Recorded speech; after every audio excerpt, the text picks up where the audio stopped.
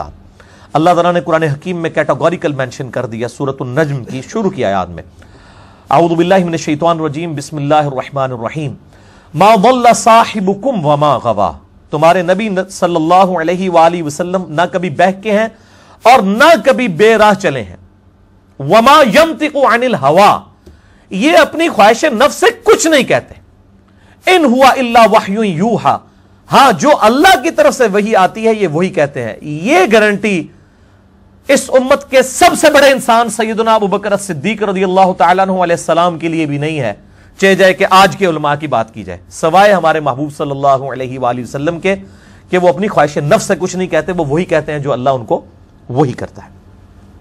یہاں پہ میں آپ کو ایک اوریجنل لطیفہ سناؤں، آج سے تقریباً 7-8 سال پہلے 2010 کی بات ہے، آج جو ہے وہ 1 اپریل 2018 ہے، تو یہ 2010 کی بات ہے آلموسٹ۔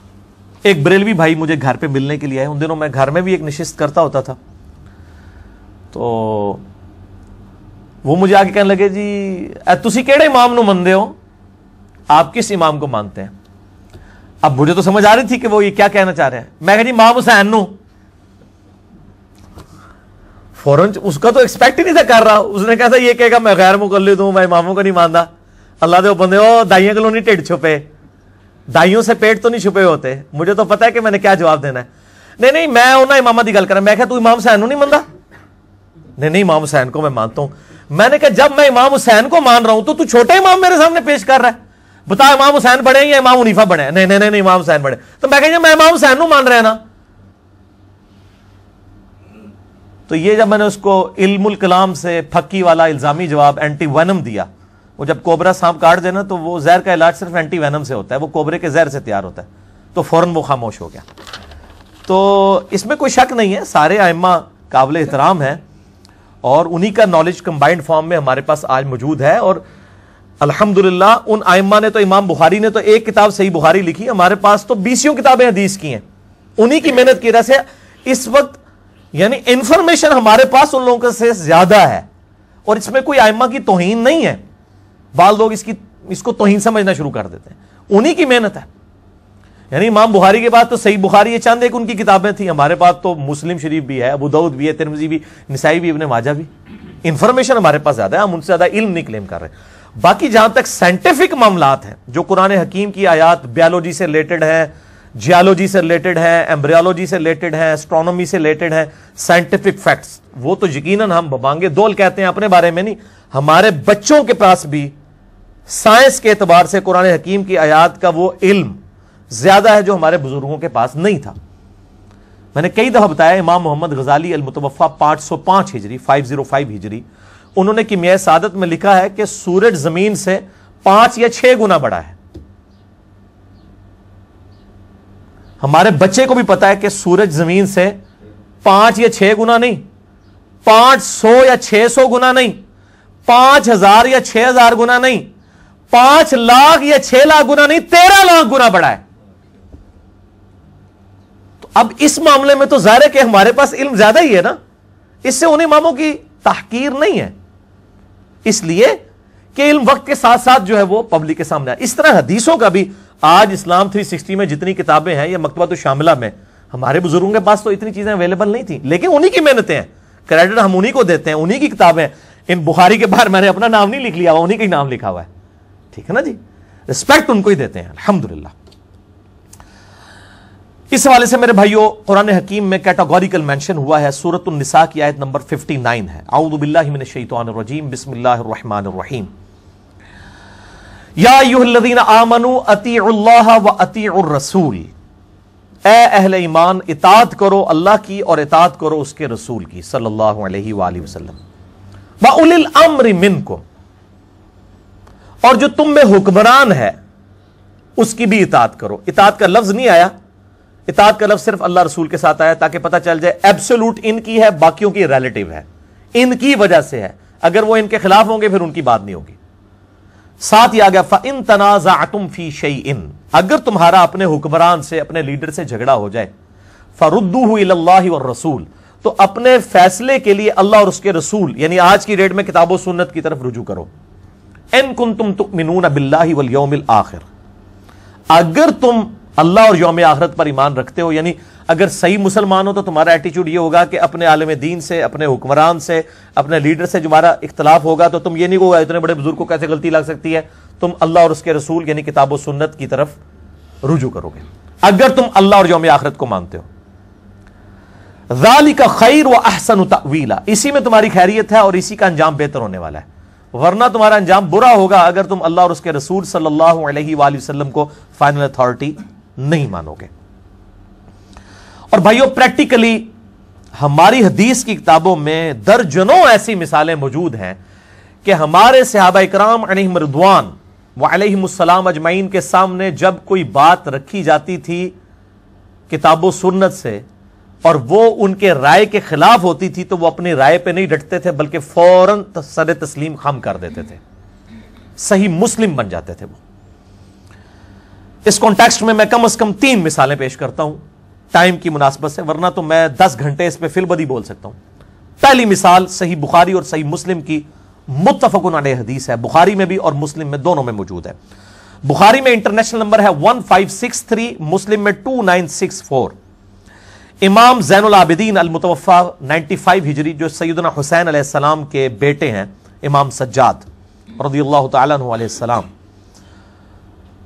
وہ مروان بن حکم سے نقل کرتے ہیں کہ مروان کہتا ہے کہ میں اس مجلس میں موجود تھا جہاں پہ سیدنا عثمان جب خلیفہ راشد تھے، ان کا اور سیدنا علی کا اختلاف ہو گیا ایک مسئلے میں، اور وہ اختلاف یہ تھا کہ سیدنا عثمان رضی اللہ تعالیٰ عنہ حج تمتع پر پابندی لگا رہے تھے، جبکہ بخاری اور مسلم میں ہے کہ آپ سے نے بڑی محنت کر کے مشرکین عرب کی یہ رسم توڑی تھی، وہ حج تمتع کو حرام سمجھتے تھے، اور نبی علیہ السلام نے بخاری مسلم میں آتا ہے یوں انگلیاں داخل کی اور فرمایا قیامت تک حج اور عمرہ یوں داخل ہو گئے، اب قیامت تک حج تمتع ہے، میں نے اس کو جاری کر دیا ہے، ایک سفر میں حج اور عمرہ دونوں کیے جائیں۔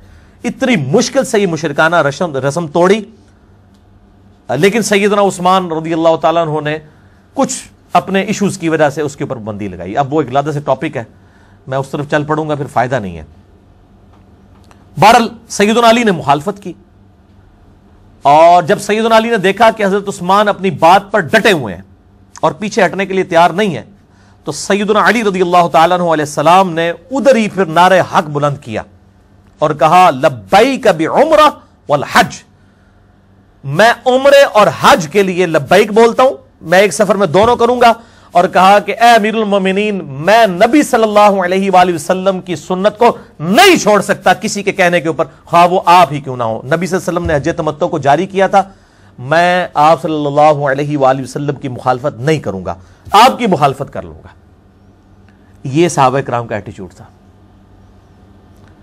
دوسری مثال جامعہ ترمذی میں انٹرنیشنل نمبر کے مطابق 824 نمبر، اہل شام میں سے ایک شخص عبداللہ بن عمر کے پاس آیا اور اس نے پوچھا یہ حج تمتع کرنا یعنی ایک ہی سفر میں حج اور عمرے کو جمع کرنا جو آج دنیا کے 95% مسلمان کرتے ہیں، کیا یہ حلال ہے؟ پہلے انہیں فتویٰ ڈالا، بڑا سیانا سی، اس کو یہ تھا کہ بعد میں مکر ہی نہ جائیں، حالانکہ وہ تو کامل الایمان مومن تھے، انہوں نے تو بعد میں ایسا جواب دیا جو اس کے وہم اور گمان میں بھی نہیں تھا۔ انہوں نے کہا حلال کیا، سنت ہے، حج قران بھی حج اور عمرے کو ایک سفر میں جمع کیا جاتا ہے، تمتع میں بھی کیا جاتا ہے، حج افراد میں صرف حج ہوتا ہے، قران ہو یا تمتع ہو دونوں ہی ایک سفر میں دونوں چیزوں سے فائدہ اٹھانا، تمتع کہتے ہیں فائدہ اٹھانے کو، تو یہ دونوں چیزیں سنت ہیں۔ تو عبداللہ بن عمر سے وہ کہنے لگا کہ آپ کے جو ابا جان تھے نا حضرت عمر رضی اللہ تعالیٰ عنہ، وہ تو منع کرتے تھے حج تمتع سے۔ اب انہوں نے کہا اتنے بڑے بزرگ ہوں گے، آخر کوئی وجہ تو ہوگی،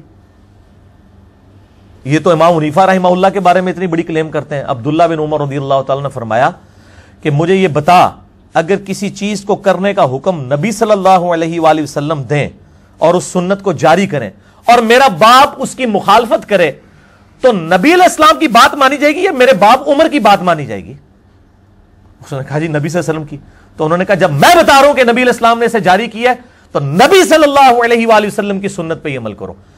اچھا اس نے پہلے اس لیے پوچھ دیا بعد میں مکر ہی نہ جائے، مکرے کیا، انہوں نے تو توقع سے بڑھ کے جواب دیا، انہوں نے کہا میرے باپ کی نہیں مانی جائے گی۔ انہوں نے نہیں کہا آپ نے اپنے باپ کی گستاخی کر دی ہے جس نے رومن اور پرشین امپائر گرائی تھی، وہ نبی علیہ السلام کا فرمان ہے جامعہ ترمذی میں، میرے بعد اگر کوئی نبی ہوتا تو عمر ہوتا، اتنے بڑے شخص کو آپ چیلنج کر رہے ہیں۔ ان کا چیلنج کیا ہے؟ بیسیکلی نبی علیہ السلام کے مقابلے میں جب کوئی بڑے سے بڑا شخص بھی آ جائے گا اس کی کیا اوقات رہ جاتی ہے پھر نبی کے مقابلے پہ؟ ہم نہیں اس سے مقابلہ کر رہے ہوتے. جب نبی کے مقابلے پہ کوئی بھی شخص آئے گا تو ظاہر ہے وہ تو پھر مقابلہ زمین و آسمان کا فرق ہے میرے بھائی. تیسری مثال مسند امام احمد مکتبۃ الشاملہ میں جو عربک ورژن ہے اس میں اس کا نمبر ہے 2277 اور 3121. سیدنا ابن عباس رضی اللہ تعالی عنہ علیہ السلام کا مکالمہ ہوا عروہ بن زبیر تابعی کے ساتھ حج تمتع کے مسئلے میں. چونکہ حضرت عمر نے پہلے پابندی لگائی, اس کے بعد عثمان نے لگائی, یہ تو دعائیں دیں حضرت علی کو کہ انہوں نے ایسا حج تمتع کو اپنے دور خلافت میں بحال کرایا کہ پھر بعد میں کسی کی جرت نہیں ہوئی پابندی لگانے کی. قیامت تک کے لیے یہ معاملہ ختم ہو گیا. تو عروہ بن زبیر کہتا ہے ابن عباس سے کہ یہ دیکھیں لوگ تو گمراہ ہو رہے ہیں, لوگ حج تمتع کر رہے ہیں. انہوں نے کہا عقل کے ناخن لے, گمراہ کہاں سے ہو رہے ہیں لوگ؟ حج تمتع تو سنت ہے, چاہے وہ قران ہو یا تمتع, ایک سفر میں حج اور عمرے کو جمع کرنا, اور تو کہہ رہے گمراہ ہوں گے. تو اس نے آگے سے کہا کہ وہ تو حضرت عمر تو منع کرتے تھے حج تمتع سے. تو حضرت ابن عباس کو اتنا غصہ آیا, انہوں نے کہا قریب آسمان سے پتھر برس پڑے تم پر کہ میں تمہیں رسول اللہ کی سنت بیان کرتا ہوں اور تم مجھے کہتے ہو کہ ابو بکر عمر یہ کہتے تھے. میں رسول اللہ کی باتیں کر رہا ہوں اور تم آگے سے مجھے یہ باتیں کرتے ہو. انہوں نے نہیں کہا یہ اتنے بڑے بزرگ کی آپ نے توہین کر دی ہے, یہ ہو گیا وہ ہو گیا. لیکن ایک خاص مینٹلٹی ہوتی ہے. عروہ بن زبیر نے جب یہ سنا نا, اس نے آگے سے کہا کہ جی وہ ابو بکر عمر تو آپ سے زیادہ سنت پہ عمل کرنے والے تھے. وہ آج بھی یہی ہوتا ہے, ہم کسی کو بتاتے ہیں نا, وہ کہتے ہیں جی اشرف تھانوی صاحب نے یا احمد بریلوی صاحب نے بخاری مسلم نہیں پڑھی ہوئی تھی, ان کو کیوں نہیں پتا چلا رفع الیدین کے ساتھ طریقہ ہے؟ وہ عروہ نے بھی آگے سے ابن عباس کو یہ کہہ دیا. تو یہ یعنی بیماری غلطی ہے, چاہے وہ تابعین کے اندر آ جائے. اب عروہ تابعی ہے, عبداللہ ابن زبیر صحابی کا بھائی ہے, حضرت زبیر کا بیٹا ہے, صحابی کا بیٹا ہے, اشرم وشرہ میں سے ہے. لیکن آپ دیکھ لیں جب کوئی غلطی لگ جائے تو اس قسم کی بندہ حرکتیں کرتا ہے کہ نبی علیہ السلام کے مقابلے پہ, یعنی ایک شخصیت پرستی اسلام میں نہیں ہے. لیکن ابن عباس نے الحمدللہ اپنا حق ادا کیا, اور آج پریکٹیکلی سیدنا علی نے جیسے حج تمتع اپنے دور خلافت میں بحال کروایا, آج 95% کیا 99% لوگ حج تمتع ہی کرتے ہیں, ایک سفر میں حج اور عمرہ اکٹھا کرتے ہیں. مشرکین عرب اسے گناہ سمجھتے تھے, وہ کہتے تھے نہیں حج کے لیے آؤ تو اللہ سے سفر کرو. یہ کیا ہوا, آئے حج کے لیے, پہلے عمرہ کر لیا پھر حج کر لیا, یہ تو حج کی توہین ہے. اللہ کے نبی علیہ السلام نے اس کو جاری کیا کہ میرے امتی تو دور دراز کے علاقوں سے بھی آئیں گے, ان بیچاروں کو زندگی میں موقع ہی ایک دفعہ ملے گا, تو وہ پہلے آ کے عمرہ کریں, اسی سفر میں عمرے کا ثواب بھی کمائیں, پھر احرام کھول دیں, پھر بعد میں حج بھی کر لیں. تو نبی علیہ السلام نے مشرکین عرب کی رسم کو ختم کیا. لیکن حضرت عمر نے اپنے پولیٹیکل ڈیسیژن کی وجہ سے کیا. آپ مسلم شریف پڑھ کے دیکھ لیں کتنے سخت صحابہ کرام کے کامنٹس ہیں حضرت عمر کے بارے میں اس معاملے میں. لیکن ظاہر ہے ان کی وجہ سے وہ دب گئے, کچھ کہہ نہیں سکے. پھر حضرت عثمان نے بھی یہ کیا, حضرت علی بھی بولتے رہے, عبداللہ بن عمر خود حضرت عمر کے ڈیسیژن کے خلاف بولے. پھر جب حضرت علی کا دور خلافت آیا تو جہاں کئی اور بدعتیں جو جاری ہو چکی تھیں آل امیہ کے گورنروں کی وجہ سے, وہ سیدنا علی نے وہ ساری ختم کی. ان میں سے ایک یہ بھی بدعت ختم کی کہ حج تمتع پہ جو پابندی تھی وہ اٹھا لی, اور آج تک امت الحمدللہ حج تمتع کرتی ہے, اور امت کے اجماع نے قبول کر لیا. آپ حدیث کی ساری کتابیں اٹھا کے دیکھیں, امام ترمذی کو خصوصاً انہوں نے تو باقاعدہ یعنی اس کے اوپر بڑے کھل ڈل کے کمنٹس لکھے ہیں اس حوالے سے کہ حج تمتع الحمدللہ بحال ہو گیا. حضرت معاویہ نے اپنے دور میں تھوڑا زور لگانے کی کوشش کی کہ حج تمتع کو پھر بند کیا جائے, لیکن جو حضرت علی نے اتنا دھکا لگا دیا تھا کہ وہ ان کی ایکسیپٹنس نہیں ہوئی. پھر الحمدللہ یہ اللہ تعالیٰ سیدنا علی رضی اللہ تعالیٰ کی اس کوشش کو قبول فرمائے, جس نے جو ایفرٹ کی ہوئی ہے اس میں اللہ تعالیٰ اس کو جزائے خیر دے. چوتھی مثال بھی صحیح بخاری میں 6922, ترمذی میں بھی موجود ہے 1458. مولا علی علیہ السلام علم کا پہاڑ ہے. صحیح مسلم میں حدیث ہے, عائشہ سے کسی نے آگے پوچھا کہ یہ موضوع پر مسح کی مدت کیا ہے. صحیح مسلم میں اوپر تلے 3 حدیثیں ہیں, 639 انٹرنیشنل نمبر کے مطابق, 639 640 641 شروع میں. تو سیدہ عائشہ نے کہا کہ علی ابن ابی طالب کے پاس جاؤ, وہ مجھ سے بڑے عالم ہیں, ان کا زیادہ وقت نبی علیہ السلام کے ساتھ گزرا ہے. بیوی زیادہ قریب ہوتی ہے یا دوست؟ بیوی. اور اما عائشہ کیا کہہ رہی ہیں کہ علی کے پاس جاؤ, ان کا مجھ سے زیادہ قرب تھا نبی علیہ السلام کے ساتھ, وہ تمہیں بتائیں گے کہ مسح کی مدت کیا ہے, کیونکہ وہ سفر و حضر میں حضور کے ساتھ ہوتے تھے. سیدہ عائشہ تو صرف اس سفر میں ہوتی تھی نا جو ان کا قرآن نکلتا تھا. بخاری میں ہے کہ نبی علیہ السلام ہر سفر کے لیے قرآن اندازی کرتے تھے, جس بیوی کا نام نکلتا تھا اس ایک بیوی کو ساتھ لے کے جائے. حضرت علی تو ہر سفر میں ساتھ ہوتے تھے سوائے تبوک کے, اس میں پیچھے چھوڑ کے. بخاری مسلم میں آتا ہے تو حضرت علی رو پڑے تو حضور نے کہا کہ تو اس پہ خوش نہیں ہے کہ تیری میرے ساتھ وہی نسبت ہے جو ہارون کی موسیٰ کے ساتھ, مگر میرے بعد کوئی نبی نہیں. اتنا بڑا ٹائٹل دے دیا. جیسے موسیٰ علیہ السلام کو طور پہ گئے تھے تو ہارون کو چھوڑ کے گئے تھے, میں تبوک پہ تجھے چھوڑ کے جا رہا ہوں اپنی طرف سے. مولا علی علیہ السلام کے پاس جب وہ بندہ آیا تو انہوں نے فرمایا کہ نبی علیہ السلام نے مسافر کے لیے 3 دن اور 3 رات یعنی 72 گھنٹے اور 15 نمازیں, اور مقیم کے لیے 1 دن اور 1 رات یعنی 5 نمازیں 24 گھنٹے کے اندر ایک دفعہ وضو کر کے جب موزے پہن لیے جائیں تو اس پہ مسح کی اجازت دی ہے. اتنا بڑا عالم جس سے اما عائشہ جو سینکڑوں صحابہ کی استاد ہیں, ان کو جو مسئلہ نہیں پتا ہوتا تھا وہ مولا علی سے پوچھتی تھی. اور یہاں پہ مولا علی علیہ السلام کے بارے میں بخاری میں کیا آ رہا ہے؟ صحیح بخاری 6922, جامعہ ترمذی 1458, اور سنن نبی داؤد میں بھی ہے 4351. اور سنن نبی داؤد میں جب حضرت علی کا نام آیا تو امام داؤد نے علی علیہ السلام لکھا ہے. اس حدیث میں بھی 4351, ویسے تو بخاری میں بھی ہے علی علیہ السلام 6318 صحیح بخاری میں. ابو داؤد کے اندر یہ 4351 کے اندر ہے. بخاری میں امام حسین کے ساتھ علیہ السلام ہے 3748 حدیث میں. اس میں بھی امام داؤد نے علی علیہ السلام لکھا ہے کہ مولا علی علیہ السلام نے چند مرتدین کو جو دین سے پھر چکے تھے ان کو آگ میں جلوا دیا. ابن عباس تک جب یہ خبر پہنچی تو ابن عباس نے کہا کہ میں اگر حضرت علی کی جگہ ہوتا تو میں کبھی ان کو آگ میں نہ جلواتا بلکہ قتل کرواتا, کیونکہ نبی صلی اللہ علیہ وآلہ وسلم مرتدین کو قتل کروایا کرتے تھے اور کہتے تھے کہ آگ میں کسی کو نہ جلاؤ, آگ کا عذاب صرف اللہ اپنی مخلوق کو دے سکتا ہے, یعنی آخرت میں جو دے گا. کوئی مخلوق دوسری مخلوق کو آگ میں نہیں جلا سکتی, یہ حرام ہے. آپ کسی جانور کو, کسی کافر کو, کسی مسلمان کو سزا کے طور پہ آگ میں نہیں ڈال سکتے.